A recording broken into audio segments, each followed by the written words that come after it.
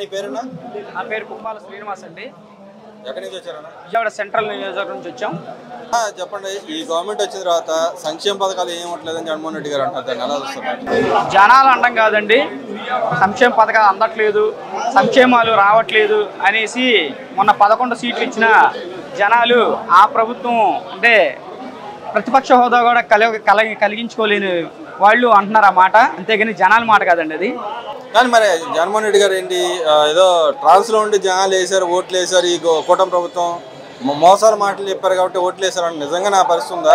మరి గతంలో మీరు 2019లో ఏ విధంగా అధికారంలోకి వచ్చారండి? మీరు ఇస్తా అన్న హామీలు ఇవ్వకుండా మీరు ఆఖరికి మీరు ప్రతిపక్షంలో ఉన్నప్పుడు కూడా 2014 ప్రతిపక్షంలో ఉన్నప్పుడు కూడా మీరు అన్నారు, మాకు అమరావతి రాజధాని మాకు ఇక్కడ మాకు సమ్మతమే అని చెప్పేసి. మీరు అధికారంలోకి వచ్చాక ఏం చేశారంటే రాజధాని లేకుండా ఈ 5 ఏళ్ళు ఈ రాష్ట్రాన్ని ఎంత అప్రతిష్ట పాలు చేశారనేది రాష్ట్ర ప్రజలు గమనించారు. అలాగే ప్రతి ఒక్కరికి కూడా సంక్షేమ పథకాలు ఇస్తున్నామని చెప్పేసి బటన్ నొక్కడం అని చెప్పేసి ఇచ్చే వాళ్ళకేమో ఇవ్వకుండా ఏంటి అర్హులకి ఇవ్వకుండా అనర్హులకి ఇస్తూ, అలాగే మేము ఎంతో చేసామని చెప్పేసి ఇంత చేసి ఈ రాష్ట్రాన్ని భ్రష్టు పట్టించారన్నమాట, సర్వనాశనం చేశారు. అవన్నీ కూడా గమనించి రాష్ట్ర ప్రజలు మీకు 11 సీట్లకి కుదించారని ఆ విషయం మీరు తెలుసుకోవాలి. ఆయన ఎందుకు తెలుసుకోవట్లేదు అంటారు? తెలుసుకోవడం అంటే సార్, ఇప్పుడు 11 సీట్లు ఇచ్చినా ఎక్కడ కూడా ఒక్క ఎమ్మెల్యే కూడా ఇప్పుడు అసెంబ్లీకి అటెండ్ అవ్వట్లా. ఇప్పుడు మరీ రేపు రాబోయే ఎలక్షన్స్ కానీ రేపు రాబోయే జగన్మోహన్ రెడ్డికి రాజకీయ భవిష్యత్తు లేదనేది ఈ ఆంధ్రప్రదేశ్లో తెలుస్తుంది. రేపు షర్మిల గారు కానీ, రేపు వాళ్ళ మదర్ విజయమ్మ గారు కానీ ఆయన కొడుకునే అన్నయ్యనే వాళ్ళు యాక్సెప్ట్ చేయట్లేదు, కుటుంబ సభ్యులే. అలాంటిది రాష్ట్ర ప్రజలు ఏమేమి యాక్సెప్ట్ చేస్తారండి జగన్మోహన్ రెడ్డిని?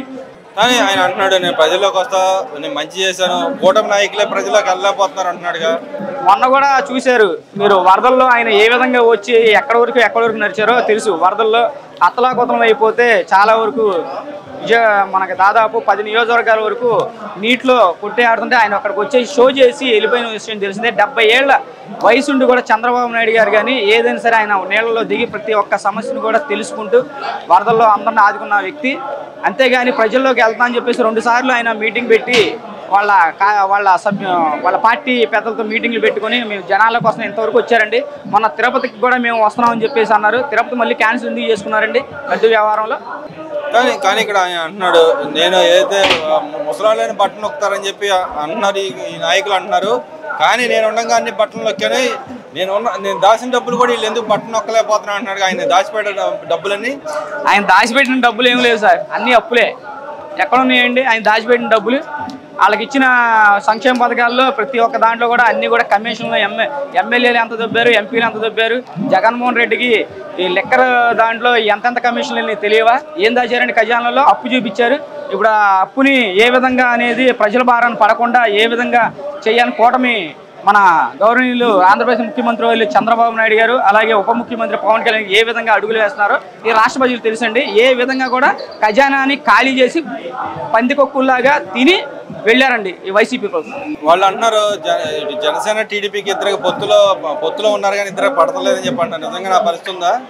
అదే పరిస్థితి. వాళ్ళు అంతా కూడా సాక్షి మీడియాలో తప్ప ఏ మీడియాలో రాలేదండి వాళ్ళు మాట్లాడింది. మరి నిన్న చూస్తే మ్యూజికల్ దాంట్లో మరి చంద్రబాబు నాయుడు గారి కుటుంబ సభ్యులు అందరూ కూడా, అలాగే ఉప ముఖ్యమంత్రి గారు మరి ముఖ్య అతిథిగా ఇచ్చేసి మరి ఆ ఎన్టీఆర్ ట్రస్ట్కి కూడా 50 లక్షల విరాళం ప్రకటించిన వ్యక్తి ఉప ముఖ్యమంత్రి పవన్ కళ్యాణ్ గారు. తలేసిమియా వ్యాధితో బాధపడుతున్న విద్యార్థులకి ఆయన వంతుగా 50 లక్షలు ఎన్టీఆర్ ట్రస్ట్కి ఇచ్చారు, భువనేశ్వరమ్మకి. మరి ఏ విధంగా వీళ్ళు అంటారు పవన్ కళ్యాణ్ గారికి నారా చంద్రబాబు నాయుడు పడట్లేదు అని? ఇవన్నీ అభూత కల్పలండి. ప్రజల్లో తీసుకెళ్ళడానికి వాళ్ళు మనుగడగా సాధించుకోవడానికి చూస్తున్నారు తప్ప వాళ్ళకి మనుగడ అనేది లేదండి ఆంధ్రప్రదేశ్లో వైసీపీ ప్రభుత్వానికి, జగన్మోహన్ రెడ్డి. ఇక్కడ ఏదైతే నిన్న వల్లభనేని వంశీ గారి ఎపిసోడ్ చూసుకుంటే ఆయన అరెస్ట్ చేశారు, అన్యాయం అక్రమం అని చెప్పి వాళ్ళ నాయకులు అంటున్నారు. వాళ్ళ మిస్సెస్ అయినా మేము తప్పులు చేసాం కాబట్టి మమ్మల్ని అరెస్ట్ చేశారని చెప్పి ఏమంటుంది. ఏది నిజం అంటారు అసలు? వల్లభనేని వంశీ నిజంగా తల్లిపాలు దగ్గర రొమ్ము గుద్దే వ్యక్తి అండి. ఆయన ఏ విధంగా టీడీపీ పార్టీలో ఏ విధంగా అధికారం చలాయించుకున్నాడు, ఏ విధంగా పార్టీ సీట్ ఇచ్చి గౌరవించిందో టీడీపీ పార్టీ, అదే టీడీపీ పార్టీకి రాజీనామా చేయకుండానే వైసీపీ ప్రభుత్వంలో చేరిన వ్యక్తి వల్లభనేని వంశీ. అలాగే టీడీపీ ప్రభుత్వం పైన కూడా ఆయన పార్టీ ఆఫీస్ పైన కూడా దాడి చేసిన ఈ వీడియోలు కూడా ఉన్నాయి.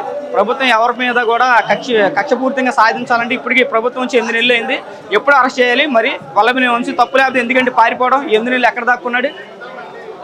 ఆయన తప్పు చేశాడు కాబట్టే కూటమి ప్రభుత్వం ఆయన శిక్షిస్తుంది. చట్టం తన పని తాను చేసుకుపోతుంది. మరి జగన్మోహన్ రెడ్డి గారు ఎందుకని అన్యాయం అక్రమాన్ని చెప్పి అంటున్నాడు? ఆయన ఈ రోజు వచ్చి పరామర్శించడానికి వస్తున్నాడు కదా, దాన్ని ఎలా చూస్తారు?